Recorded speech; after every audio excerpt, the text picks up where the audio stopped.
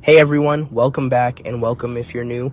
Today's topic is sensitive, so this video's presentation may differ due to YouTube policies, but I'll keep everything clear, respectful, and within guidelines, and let your minds wander. Let's dive in. For decades, the world has been defined by a tense balance of power. We see the weapons, we track the missiles, we monitor the armies, but what if a nation found a way to remove its power from the equation entirely? What if it could make its deadliest weapons simply disappear from view? This is a story about a weapon you will never see coming. It begins not with an explosion, but with a whisper, a collection of documents leaked from the highest levels of a global superpower. They call it the D-Class dossier, but inside the dossier it has a simple, chilling name, Project Mirage. Our investigation starts here, with this dossier. For the first time, we will piece together the puzzle of Project Mirage. We have obtained never-before-seen footage from secure laboratories. We have uncovered technical schematics and internal communications. This is not science fiction. This is the story of a technological race that has been happening just beyond our sight. To understand Project Mirage, we must first understand the science it sought to master. The concept of invisibility is not new. For generations, it was the domain of myths and fantasy. But in the last 2 decades, something changed. Scientists began unlocking the secrets of light and perception. They discovered a new class of materials, strange substances that bend light in ways nature never intended. These are called metamaterials, not found in the ground, engineered, designed atom by atom, built to perform impossible tasks. The core idea is simple. We see objects because light bounces off them and reaches our eyes.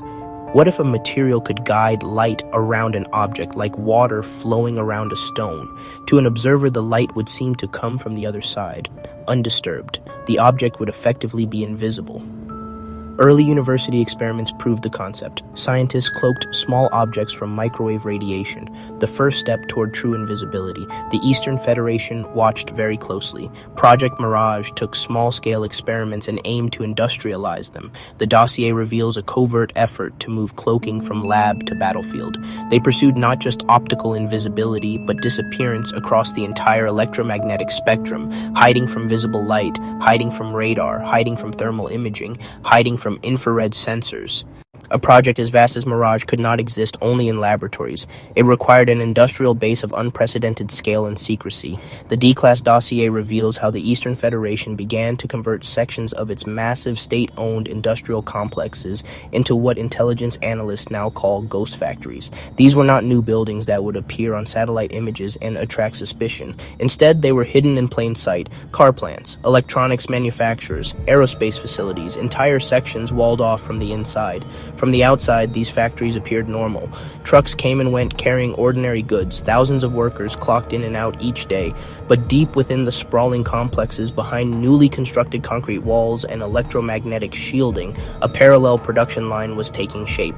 Here, under the highest levels of security, the Federation was building the machinery needed to produce metamaterials on a mass scale. To feed its ghost factories, the Eastern Federation had to establish a global supply chain, one that could acquire vast quantities of rare earth metals, specialized polymers, semiconductor components without alerting rival nations. The dossier details a sophisticated global procurement strategy run by shell corporations and covert economic agents. They sought materials like gallium, indium, and hafnium, essential for advanced electronics and metamaterial construction. The scale of their acquisitions was masked by a simple, brilliant strategy.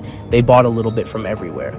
This decentralized approach created a web of transactions so complex that it was nearly impossible to see the larger pattern. The Federation was draining the global market of key materials without creating a single, obvious shortage. To hide this phase, Project Mirage relied on a network of private and quasi-private contractors. These were not large, state-owned defense conglomerates. Instead, they selected dozens of smaller, highly specialized firms. On the surface, advanced medical imaging devices, commercial satellite components, high-frequency trading hardware. This was the perfect civilian mask. The dossier reveals how the system worked. Each contractor was given only a small piece of the puzzle. They produced black box components with specific inputs and outputs, never knowing the purpose. This compartmentalization was the key to security. This strategy harnessed private sector innovation without exposing the project. It created a shadow workforce of thousands contributing without their knowledge. For years, all the evidence of Project Mirage was indirect. Suspicious purchases, missing scientists, blacked out factories. There was no physical proof of the technology itself. That changed in the 7th year of the program. The D-Class dossier contains one of the most important intelligence finds of the decade, a single grainy photograph taken by a Western spy satellite. The image is not of a weapon. The image is not of a vehicle. The image is not of a soldier. It is of a simple flat object on a test stand in a remote desert facility, a facility long suspected of being connected to the program. This was the first glimpse. The photograph shows a square panel approximately 2 meters by 2 meters. It is propped up on a metal frame, surrounded by sensors and monitoring equipment. The panel is flat, featureless black. Its texture seems to absorb the harsh desert light. Analysts noted its unusual properties. Even in low resolution, it lacked reflection or shadow. A patch of pure, unadulterated nothing. Dossier analysis, abnormally low albedo. Dossier analysis, no discernible radar return. Dossier analysis, suspected prototype metamaterial array.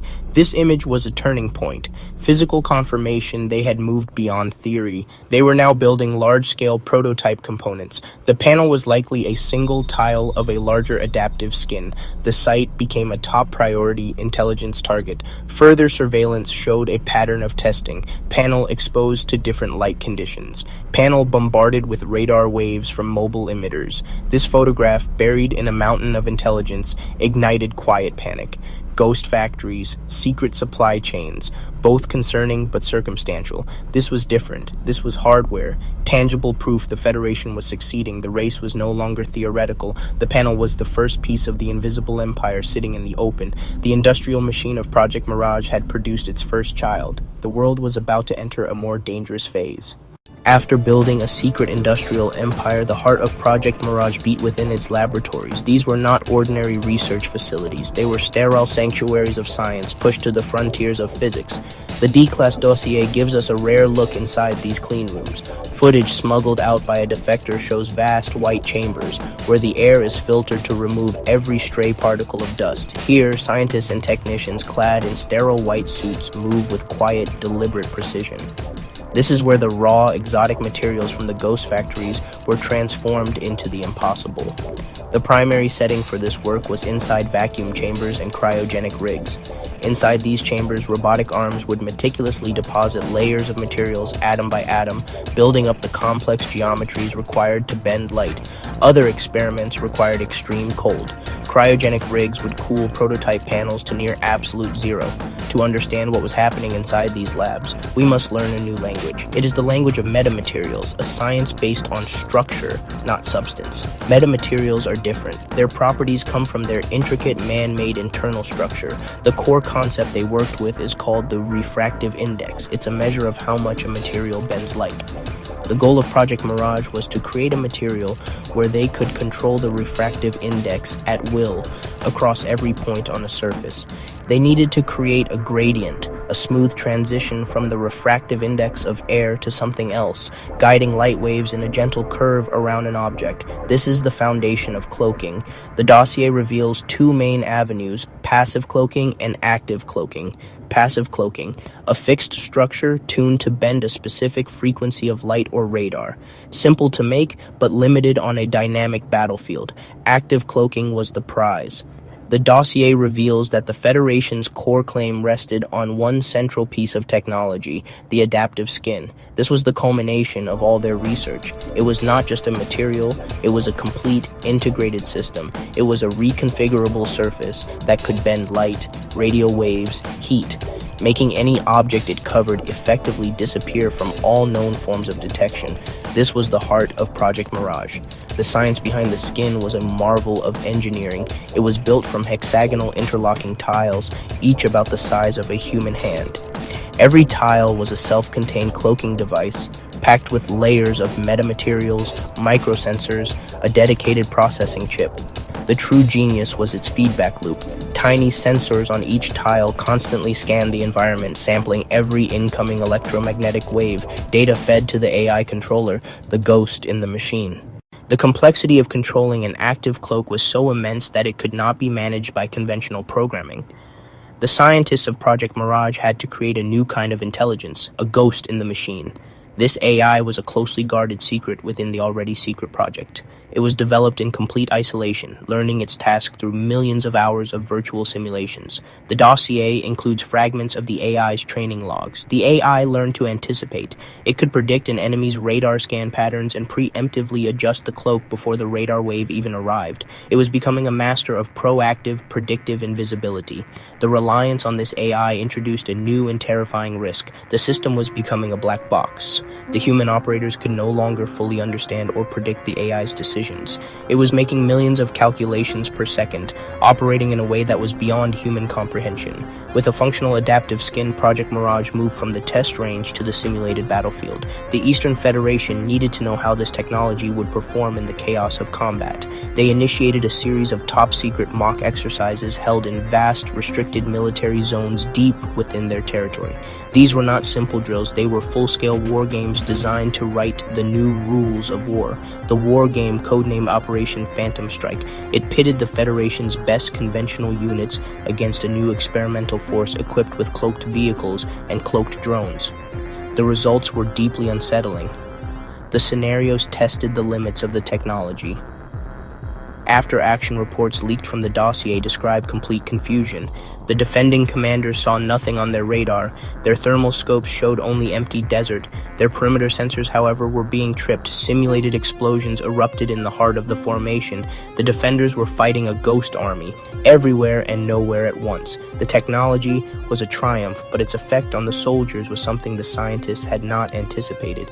The dossier contains transcripts of post-exercise debriefings, pilots, tank crews. Their testimony reveals a deep sense of disorientation and helplessness. Pilots flying against cloaked drones described the experience as terrifying. Their instruments would show clear skies, yet their onboard warning systems would scream about an imminent missile lock. They were being targeted by an enemy they could not see, track, fight.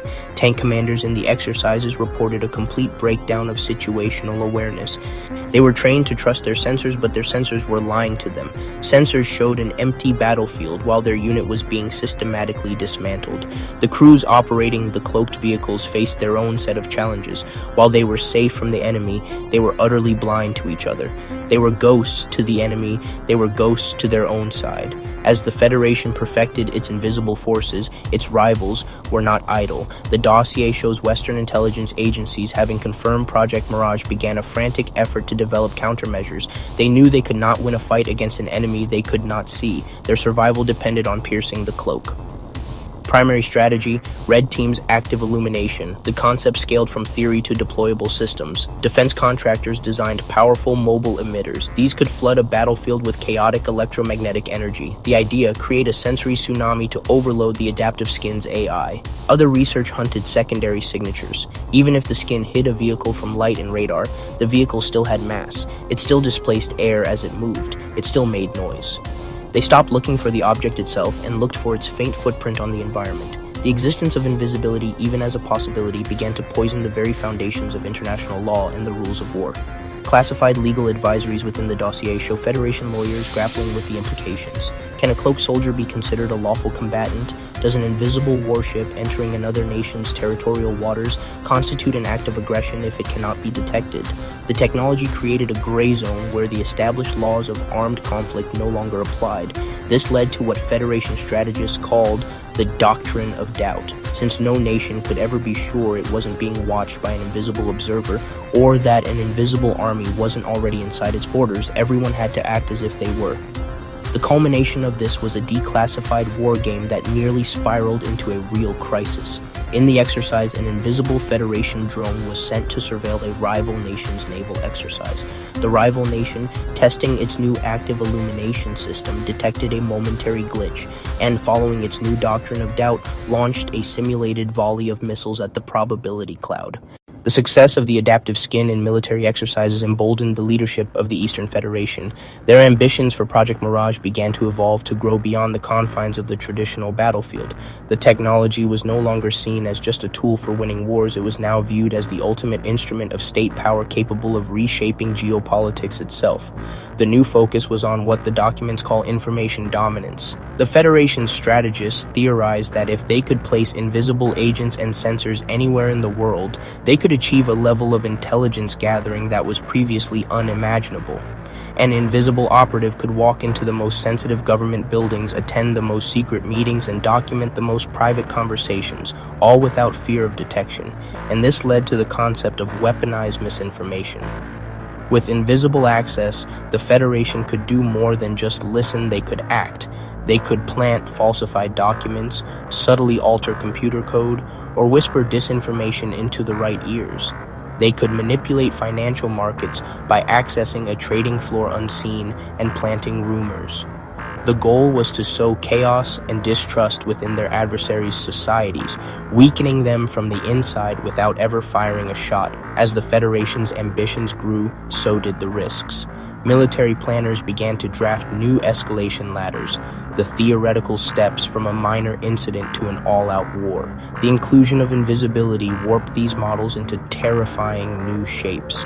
A leaked memo from a high-level strategy session outlines a scenario where invisibility could be used to de-escalate a crisis, but in a way that paradoxically made war more likely. For example, if a Federation ship was damaged in a standoff, they could cloak it and have it silently slip away, avoiding a public embarrassment that might demand retaliation. The most dangerous scenarios involve the use of cloaked vehicles to deliver strategic weapons. The Federation's nuclear doctrine was traditionally based on a large, visible arsenal of missiles and bombers, but Project Mirage offered a new, terrifying possibility: a completely deniable first strike. An invisible bomber could be permanently stationed over an enemy's capital city, waiting for the order. Internal communications show a deep divide on this issue. The more aggressive factions within the military saw this as the ultimate deterrent, but others saw it as a doomsday machine. They have created a weapon that is so powerful, so destabilizing, that its very existence has become a catalyst for the very conflicts it was designed to prevent. The world did not stand still as the Federation perfected its invisible forces. Though Project Mirage was a closely guarded secret, whispers and intelligence fragments inevitably leaked. Rival superpowers, seeing the faint outline of the threat, began to react. They could not match the Federation's cloaking technology directly. The Federation had a multi-decade head start. Instead, they poured immense resources into a parallel shadow arms race. This was not a race to build better planes or bigger ships, but a frantic, desperate scramble to develop the countermeasures needed to see the unseen. Global alliances began to shift. Nations that once felt secure under the umbrella of Western military power now grew anxious. Would that power be effective against an invisible enemy? The dossier contains intercepted diplomatic cables showing smaller nations secretly reaching out to the Federation, seeking assurances or offering neutrality in a future conflict. The Federation's AI was learning to defeat the countermeasures, and the West's countermeasure AI was learning how to adapt to the cloak's new tactics. It was a silent, invisible war being fought entirely in simulations and on secret test ranges. A battle between algorithms, each one evolving at lightning speed to defeat the other. The story of Project Mirage is often told through the lens of technology and strategy, but the D-Class dossier reveals another cost, not in budgets or battlefield outcomes, but in human lives. Scientists, engineers, technicians who built Project Mirage became its first prisoners. We found evidence of a vast internal surveillance program targeting the project's own personnel. Their homes were bugged, their communications were intercepted, their families were monitored, they were celebrated as national heroes in secret, but treated as potential traitors in their daily lives. The psychological toll was immense. The dossier contains redacted medical files showing high rates of stress, burnout, mental breakdowns among the research staff. Ultimately, the dossier reveals the stories of those who tried to get the word out, the first whistleblowers. These were not spies or foreign agents, but patriots who believed the project was leading their country down a dark and dangerous path. Most were caught. Towards the end of the dossier, we find a unique and powerful document, the transcript of a final debriefing. It is the testimony of Dr. Aris Thorne, a a fictional name for one of the chief physicists of Project Mirage. After years at the heart of the program, he defected, bringing with him not schematics or hardware, but a deep, philosophical warning about what he had helped create. He speaks with a calm, weary authority, the voice of someone who has seen the future and is terrified by it. Dr. Thorne begins by tempering the myths that had grown around his work. Everyone is looking for the perfect cloak, he states in the transcript. They imagine a magic trick, a button you press to become a god. It is not like that. We never defeated physics. We only negotiated a temporary truce. His greatest concern, however, was not the system's limitations, but its unpredictability, particularly the AI that controlled it. We created a mind to solve an impossible problem, Thorne explains, but we do not understand the solutions it finds. His final warning is the most profound. You are all asking, how do we find the invisible man? Thorne concludes. The real question is, what will we become in the process of looking for him? In the final analysis, the Declasse dossier reveals that the most dangerous aspect of Project Mirage is not the technology itself, but the strategic trap it creates. The Federation, in its quest for absolute security, has built a weapon that makes the entire world less secure. They sought an asymmetric advantage, but in doing so, they have created a new and terrifyingly symmetric vulnerability, the universal corrosion of trust. The logic of invisibility forces every nation to adopt a posture of extreme suspicion. The technology creates a feedback loop of paranoia, where every action is perceived as hostile and every denial is seen as a lie. It is a self-fulfilling prophecy of war. As our investigation concludes, we are left with this unsettling reflection. The Federation set out to build the ultimate weapon, a tool to ensure their dominance and survival. But the dossier tells a different story. It is a cautionary tale about the pursuit of absolute power. Our journey through the Declasse dossier is now complete. We have traced the arc of Project Mirage from a strategic concept to a terrifying reality. The evidence, though fragmented and shrouded in secrecy, paints a coherent and disturbing picture. We began with Directive 7 Alpha. We witnessed the creation of a hidden industrial base, ghost factories, clandestine supply chains. This was a national crusade, pursued with fanatic dedication and staggering resources, all concealed behind the mask of civilian industry. We ventured into sterile clean rooms and secret laboratories. The Federation's greatest minds learned the language of light bending. Phase gradient meta-surfaces layered adaptive lattices. They were engineering perception itself, from the labs to the simulated battlefield. The core technology, the adaptive skin, in action. Drone tests, convoy exercises, after-action reports and pilot testimonies, the psychological impact of an unseen enemy, a ghost that sowed chaos and paralysis. The Eastern Federation has not just developed a new weapon, they have introduced a new fundamental force into the world, the force of radical, weaponized uncertainty. The existence of a technology like the adaptive skin does more than just threaten a rival's military. It strikes at the very heart of the international order, an order that has been built, however imperfectly, on a foundation of trust and verification. For decades, global stability has relied on the principle of trust but verify. Arms control treaties, non-proliferation agreements, de-escalation protocols all depend on the ability of nations to monitor each other. Project Mirage renders this entire framework obsolete. It heralds the end of verification. The evidence contained within the Declasse dossier forces us to confront the nature of future conflict. The next world war may not begin with a declaration or a border crossing. It may begin silently, with the deployment of invisible assets. The first moves are likely already being made in a gray zone conflict just beyond our perception. The primary battleground is not land, sea, or air. It is the electromagnetic spectrum itself. The soldiers are not human. They are dueling artificial intelligences in a high-speed arms race. One AI learns to hide, the other learns to seek. We are left where we began, with a collection of leaked documents and a chilling set of possibilities. The story of Project Mirage is a cautionary tale, a speculative look at a future that may be closer than we think. The questions it raises are as important as the technology it describes. What happens when a nation can act without consequence? As we stand at the dawn of a new technological age, we are left with one final unsettling thought, drawn from the last line of the dossier itself. The most terrifying weapon might not be a missile. It might be the moment you realize you can't see what's coming.